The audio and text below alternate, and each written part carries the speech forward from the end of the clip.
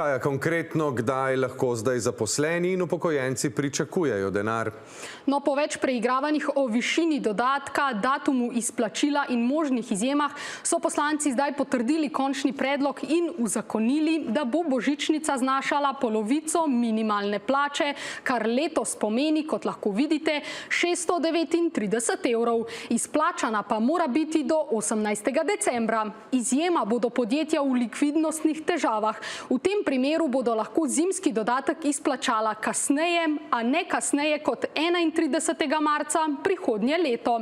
Izjema pa bo letošnje leto. Tisti delodajalci, ki niso izplačali dobička, kupili lastnih delnic ali izplačali nagrad poslovodstvu, bodo 1/4, torej 160 evrov, morali izplačati v rednem roku, torej do 18. decembra letos, preostale 3/4, torej slabih 500 evrov, pa do konca marca prihodnje leto.